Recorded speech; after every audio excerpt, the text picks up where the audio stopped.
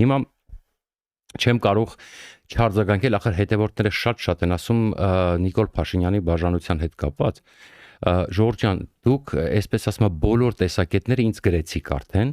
էլ որ խաղա, էլ որ չգիտեմ, էլ որ այսինքն հիմնականում այդ կարելի ասել կոնսպիրոլոգիական, կիսակոնսպիրոլոգիական եւ նաեւ ինչ որ տրամաբանական, նաեւ ընտրությունների հետ կապված, որտեղ շատերի մոտ հարց էր ծագում, իսկ ինչու հենց ընտրություններից առաջ իդով շատ տրամաբանական հարց է, որտեղ ինչ էլ որ եղած լիներ, բաժանությունը կարելի է թողել ընտրություններից հետո, որովհետեւ տեսեք Նիկոլ Փաշինյանի էլեկտորատը հիմնականում դա ռայոնների էլեկտորատն է, որոնք, այսպես ասում է, ավանդապաշտ ժողովուրդ են ավելի շատ, հա, իրանց ասենք իրանց հետ կապված, ասենք այս լուրը հաստատ իրենց դուր չէր գա եւ ինչ պետք է եղած լինի, ասում են, որ ինքը ընտրություններից առաջ էլ որ փախնում են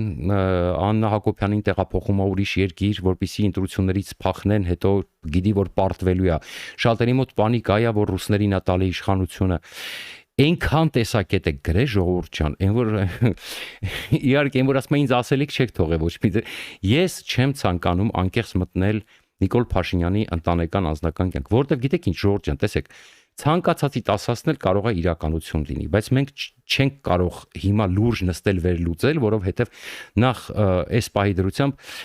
այո, միակ մտահոգիչ բանը կարող եմ ասել այն է, որ ես չգիտեմ ինչ է եղել, որ ընտրություններից առաջ սարվեց, բայց մենք չենք կարող բացառել մարդկային գործոն, որ տանիքում ինչ որ բան է եղել, որ արդեն աննարին է եղել, չգիտեմ, մարդիկ կան գրում են կարող է կոմպրոմատ է եղել, ստիպված է արել, դե Աննա Հակոբյանի հայտարարությունն էլ այնքան ոնց որ հատուկ արած լինեին, այդ որ ինձ կարող է ձերբակալ ընդհանրապես մարդկանց մոտ ինչ որ բորբոքումներ առաջարկել։ Ժորժ ջան, եկեք սպասենք հասկանանք, այն որ մենք այս նույն, այսինքն այս նույն թեման ախր վերլուծում ենք նաև ավելի լուրջ ձևով, առանց Նիկոլ Փաշինյանի ընտանեկան կյանք մտնելու, որովհետև դա մեզ սազական չի, իմանացնենք վերլուծենք Աննա Հակոբյանը, չգիտեմ, մարդիկ չեմ ուզում կրկնեմ ինչեր են գրում մարդիկ, Ժորժ ջան, իրոք անգամ ամաչում եմ կրկնեմ, ինչ տարբերակներ են գրում։ Ես հարգում եմ բոլորիդ կարծիքը, բոլորիդ վերլուծական ունակությունները, ովքեր որ ինձ գրել են, բայց հարգելի հետևորդներ, եկեք մենք չմտնենք, որովհետև շատ հնարավոր է, որ իրոք ինչ որ մի բան, ասենք իրանց այսքան անհնար է կամ ինչ որ բան է եղել, կամ ինչ որ բան է դուրս գալու շուտով, չգիտեմ։ Ամեն ինչ հնարավոր է, բայց եկեք կենտրոնանանք մի բանի վրա։ Այդ ռիսկերը, որ դուք ինձ գրում եք,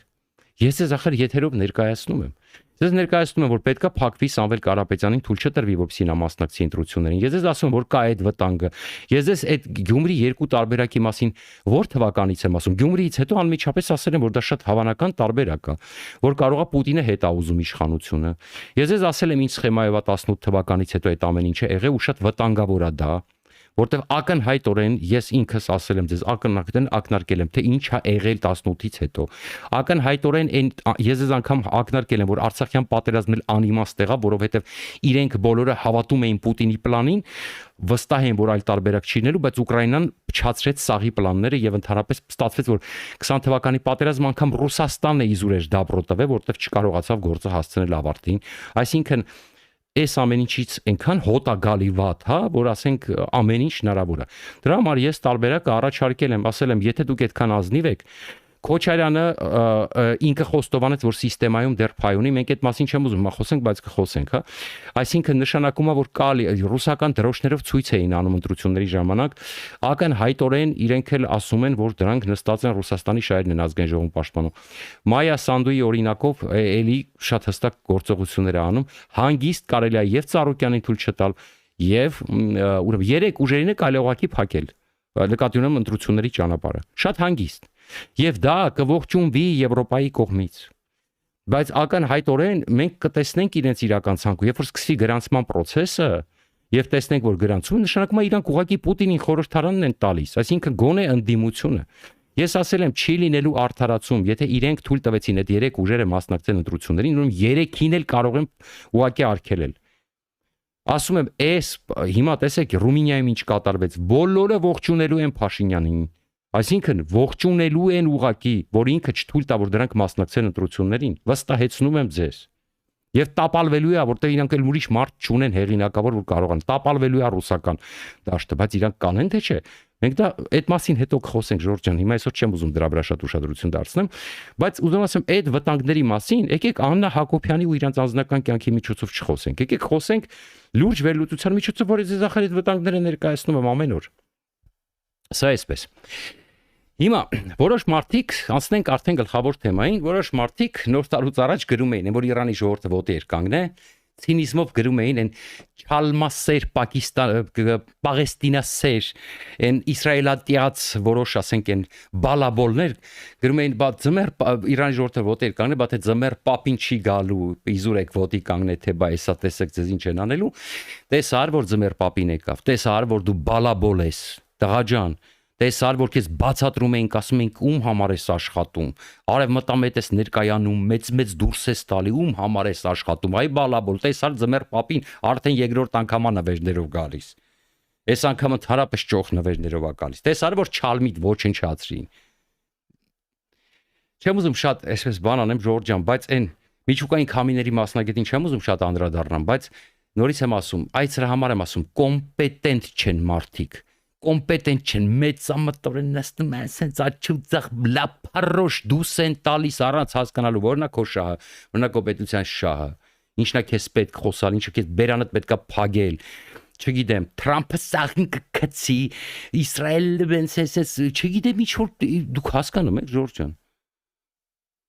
Իսկ բարձ ասում ես խփելու են։ Ասենք չի կարելի այդ աստիճան ժողովրդին ուղակի այսպես ու մարդիկ ախր մարդիկ վերլուծաբան չեն բոլորը, շատերը հավատում են ու հետո դրա համար անակնկալ են գալի, չեն հասկանում ինչ կատարվեց, չեն տեսնում իրանց շանսերը, ռիսկերը, չեն հասկանում ինչա կատարվում, հա։ Շատերը սիրում են ինչ որ տես շոուներ, հա, բան, կիսա գողական, կիսա տես տնավարի, խոհանոցային ինչ որ խոսակցություններ։ Բայց Ժորժ ջան, մենք չենք կարող, սա խոհանոց չի, տանտերը երկիր են կորցնում, պետքա երկիր կարողանանք պահենք, մի քիչ պետքա պատասխանատու լինել։ Դրա համար է ասում, պետքա Իսրայելի պոչից բռնել, պետքա սկսել աշխատել։ Մենք վերջում նաև կանդրադառնանք Տուսկին, որտեղ չհասցրեց, ես ուզում եի 5 շաբթի, բայց իրոք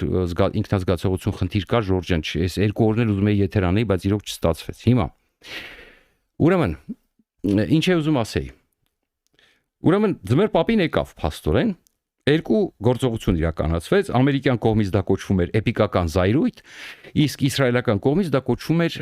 առյուծի մռնչյուն։ Հիմա հասկանանք գլխավոր լուրը նոր տարածվեց, որ իբր Խամենեին սպանվեց։ Իրանի պետական լրատվամիջոցները հաստատեցին երկրի գերագույն հոգևոր առաջնորդ Այաթոլլա Ալի Խամենեին սպանված է Միացյալ Նահանգների եւ Իսրայելի հասցրած հարվածներից հետո, անդորում Ժորժ ջան, սպանվել է հենց առաջին հարվածներից հետո։ Ես ես մի հետաքրքիր բան ասեմ, ուղղակի երեք չկարողացա մտնել։ Ուրեմն անմիջապես իսրայելցիները դուրը տարածեցին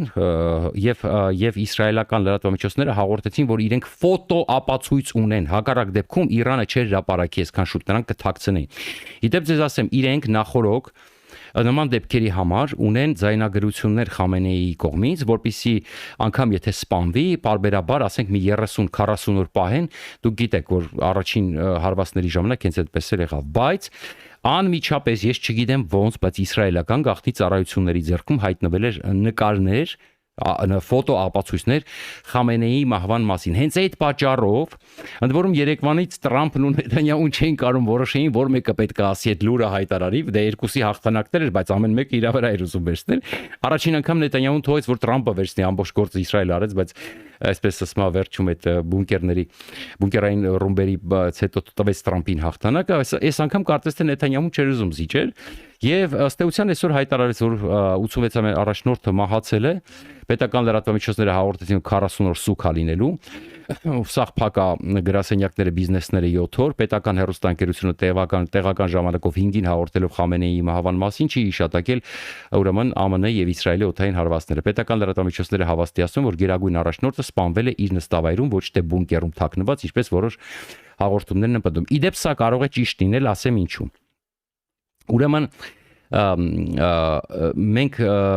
այստեղ ես ակնարկեմ, ներքևում ավելի պարզ կասեմ ինչա տեղի ունեցել, ոնց են խաբել։ Ամենայն հավանականությամբ, այս պահի դրությամբ մի տեղեկություն է շրջանառվում, որ մահանալու պահին մեծ խորհրդակցություն է եղել Խամենեիի մոտ։ Այսինքն պատկերացնեք տգիտության աստիճանը, այսինքն ինչ աստիճանի չալմա պետքա լինես, որ մեծ հավաք ես կազմակերպել, ուրեմն հավաքել ես բոլորին չալաղաճ միտեղ ու գալիս է մի հատ չալաղաճ ռումբ։ Այս հետո մենք կհասկանանք ինչա տեղի ունեցել եւ ինչ բլեֆ են արել, հա։ Հաջորդը։ Հիմա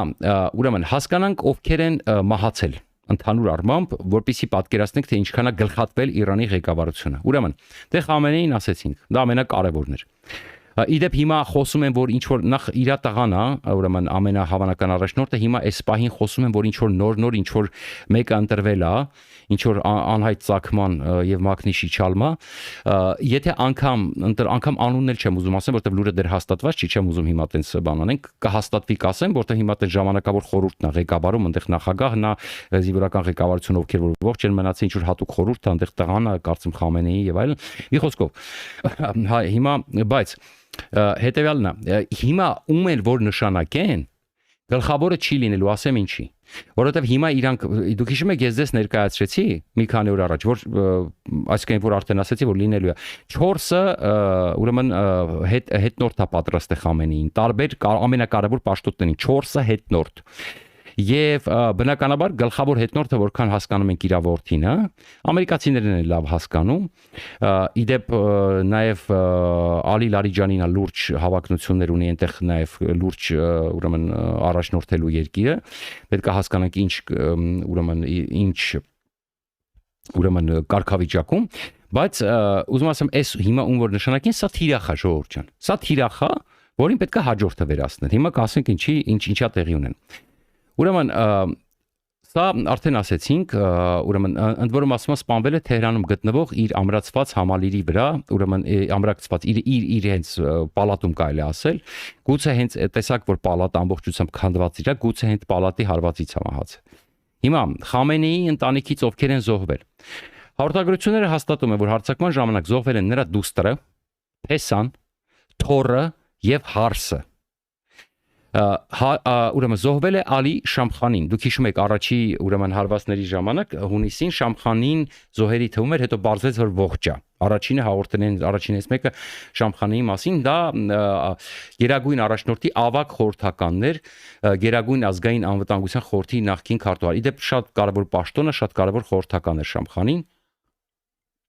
Հետո եթե չեմ սխալվում նրա տղայի հարսանիքի հետ կապված ինչ որ աղմուկ էր բարձրացել, որ առանց չալմի էին արել հարսանիքը, մի խոսքով այդ արդեն անցածնի սատկելը, ուրեմն սա էլ կարևոր, ուրեմն սա կարևոր ուրեմն ոչնչացում էր։ Ռազմական եւ պաշտպանական հրամանատարություն գեներալ-մայոր Մոհամմադ Պակպուր, Իսլամական հեղափոխության պահապանների կորպուսի հրամանատար, պատկերացնում եք ում են ոչնչացրել։ Բրիգադային գեներալ Ազիզ Նասիրզադե, Իրանի պաշտպանության նախարար, գեներալ-մայոր Աբդոլլահիմ Մոսավի, Իրանի զինված ուժերի շտաբի պետ, դուք հասկանում եք ում են ոչնչացրել։ Այսինքն այս լուրերը հրում ենք նախնական, ասենք ժողովուրդ ջան, այս հաղորդումը CBS-ը, New York Times-ը, ես չեմ ուզում առանձին շեշտեմ, ամերիկյան լրատվամիջոցների հավաքածունը, միջազգային, ասենք ասենք լրատվամիջոցների, հիմա սպասենք հաստատման, բայց հիմա այս պահին ընդ որում տեսեք, այս ինչու եմ հավատում այս լուրերին, ես նախնական, որովհետև այն լուրը, որ մենք ստացանք, ասենք իսրայելցիները հաղորդեցին եւ ամերիկացիները հաղորդում էին, որ բլեֆա գնացել եւ ինքը այնպիսի վիճակի մեջ են դրել, որ ուրեմն բանակցությունների արդյունքում այնպիսի խաղ են խաղացել, որ ստիպել են, որ սրանք հավաքվեն միտեղ, իսկ եթե դուք տեսնում եք զոհվածների անունները, սրանք բոլոր են մարդիկ են, ովքեր մասնակցել են խորհրդակցության Խամենեիի մոտ։ Ամբողջ ղեկավար կազմը, պաշտպանության նախարար, Քսիրի ղեկավարը, այդ իսլամական այդ կորպուսի կարևոր Շամխանին խորհրդականը, բրիգադային գեներալ շտաբի պետը փաստորեն, հա։ Ուրեմն բրիգադային գեներալ Ամիր Ալի Հաջիզադե, Իսլամական հեղափոխության պահապանների կորպուսի ավիատեզերական ուժերի հրամանատար, այսինքն սրանք բոլորը այն մարդիկ էին, ովքեր պետք է ղեկավարեին դիմադրությունը։ Միջուկային եւ հետախուզական պաշտոնյաներ Հոսեյն Ջաբալ Ամելյան, Պաշտպանական նորարարությունների եւ հետազոտությունների կազմակերպության նախագահ, որը վերահսկում է զգայուն զենքի նախագծերը։ Սա միջուկային զենքի մասին է։ Սալեհ Ասադի, Խաթամ Օլ-Ամբիա, բազայի հետախուզության ղեկավար, միջուկային գիտնականներ, հաղորդագրությունները ցույց են տալիս, որ զոհվել են առնվազն 12 միջուկային գիտնականներ եւ ինժեներներ, հիշում եք, մի 12-ը էլ նախորդ հունիսին էին սպանվել։ Այդ թվում Սեյեդ Ամիր Հոսեյն Ֆաքեն, ուրեմն Իրանի ատոմային էներգիայի ֆեքին, Իրանի ատոմային էներգիայի կազմակերպության փոխղեկավարը։ Հասկանում եք, ղեկավար կազմը գլխատվել է Իրանի։ Կառավարական եւ ղեկավարության կառույցներ, Գերագույն առաջնորդի ուրեմն համալիրն է հարվածի տակ հայտնվել։ Արբանակ հիմա ես ներկայացնում ինչ են ոչնչացրել կարևոր բաներից։ Հերթով գնում ենք, Ժորժ ջան, որ պատկերացնեք ինչա կատարվել Իրանում 3 ամբողջ օրվա ընթացքում եւ այսօր սկսված օր։ Արբանյակային լսարանականները ցույց են տալիս, որ Այաթոլլա Ալի Խամենեիի նստավայրը եւ վարչական շտաբը Թեհրանի կենտրոնում ծանր վնասվել կամ վերածվել է ավերակների։ Նախագահական պալատ եւ անվտանգության խորհրդի գրասենյակներ Հայդե Փեզեշկյանի մահվան վրով էին ասում, բայց դեռևս ապացույցներ չկա, սպասենք Փեզեշկյանից տեսնենք ինչա տեղի ունենում։ Իրանի նախագահական պալատի եւ Թեհրանում գտնվող ազգային անվտանգության խորհրդի տարածքներում հաղորդվել է ուրեմն պայթյունների մասին։ Հրամանատարական եւ վերահսկողական կենտրոններ։ ԱՄՆ կենտրոնական հրամանատարությունը Սենթկոմը հաստատել է հեղափոխական պահապանների կորպուսի մի քանի հրամանատարական կառույցների վրա հարվածների մասին, ըստ CBS News-ի։ Ռազմական եւ ռազմավարական ենթակառուցվածքներ, օդային պաշտպանություն եւ ռադարներ ասեն ինչ որ մնացել է ժողովուրդ ջան, անմիջապես հարվածները հասցվել, որպեսզի օդ չունեն, այսինքն օդում խոչընդոտ չլինի եւ ըստ հարվածների ցույց են տալի, որ առնվազն մի քանի կարևոր ռադարներ եւ ուրեմն հակաօդային պաշտպանության մնացածը ոչնչացվել է։ Հիշում եք, խոսում էին թե իբր Ռուսաստանն է տալի, Չինաստանն է ինչ որ մի բան պետք է տալիս, իդեպ Չինաստանն ու Ռուսաստանը զորավարություններ էին սկսելու արդեն նավերով այնտեղ ուզում էին ինչ որ բան կանխեին, բայց Ամերիկան շանտեղ չդրեց ընդամենը եւ իդեպ ասեմ տեղեկություններ կան, Չինաստանը տենց արագ հետա քաշվե, ինչ որ նավեր էին մոտիկանում, այդ նավերը հետա տարել։ Ուրեմն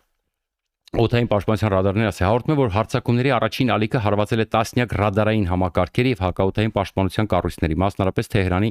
շրջակայքում եւ Իսրայելի մոտ գտնվող տարածքներում։ Այնտեղ Շիրազի մոտ արդեն ասում էին, որ ամերիկյան անօդաչուները ուրեմն անխոչնդոտ թափառում են, այսինքն նշանակում է օդը բաց բրախա արդեն, բաց բրախա։ Հրթիռային եւ անօդաչու թռչող սարքերի կայաններ։ Իրանի անվտանգության ապարատը քանդելու համար թիրախավորվել է առնվազն 17 նահանգներում գտնվող բազմաթիվ մեկնարկային կայաններ եւ ռազմական օդանավակայաններ։ Ռազմածովային միջոցներ, գործողության նպատակն էր ոչնչացնել իրանական նավատորմը, չնայած ռազմածովային վնասի ամբողջական չափը ձեռևս գնահատվում է, ես տեսա մեկ նկար Չաբահարում ոչնչացված իրանական ռազմանավի։ Ուրեմն արտաքին հարաբերությունների խորհուրդ, արտաքին հարաբերությունների միջուկային օբյեկտներ, ուրեմն Ֆորդոին եւ Նաթանզին են խփել նորից։ Ուրեմն ընդ որում, տեսեք, նախկինում թիրախավորվել են 25 թվականին, կրկին հարված են ստացել այդ Bunker Buster զինամթերքով, այսինքն բունկերային բոմբերով։ Հաղորդագրությունները ցույց են տալիս վերգետնյա կառույցների եւ էներգետիկ ենթակառուցվածքների լուրջ վնասներ։ Իդեպ ժողովուրդ ջան, պետքա հասկանալ, արդյոք հլավոր այդ ինֆորմացիան փակ է, գուցե պարզ դառնա, որ նորից B2-ներն են կամ B21-երն են ուրեմն այդ բոմբերը օգտագործել եւ նորից ավելի խորքային հարվածներ են հասցրել, տեսնենք, հասկանանք ինչա տեղի ունենում։ Եվ ես չեմ բացառում ժողովուրդ ջան, որ Խառնաշփոթի պարագայում անգամ եթե Վենեսուելայում օգտագործվեց մի զենք, որը ուղղակի պարալիզացրեց պալատի կողքը շուրջ գտնվողներին, ես չեմ զարմանա, որ որոշակի հետո պարզ դառնա, որ որոշակի ինչ եմ ասում, տեսեք, զարմանալի է, որ ֆոտոներ ունեն Խամենեիի սպանված, ես չեմ զարմանա, որ ինչ որ զինատեսակ է օգտագործվել, չեմ զարմանա, չեմ պնդում, բայց որ Վենեսուելայի կրկնությունն է եղել, այսինքն նույն ես չեմ բացառում, որ գա պահակամ արդեն սպասենք հասկանանք, ինչ որ դեսանտ է իջեցվել Ֆորդոյի մոտ, որպեսզի հասկանան այնտեղի վնասների չափը, իրականում իրաց աչքերով տեսնեն հարվածների ինչա տեղում։ Տեսնենք, հասկանանք,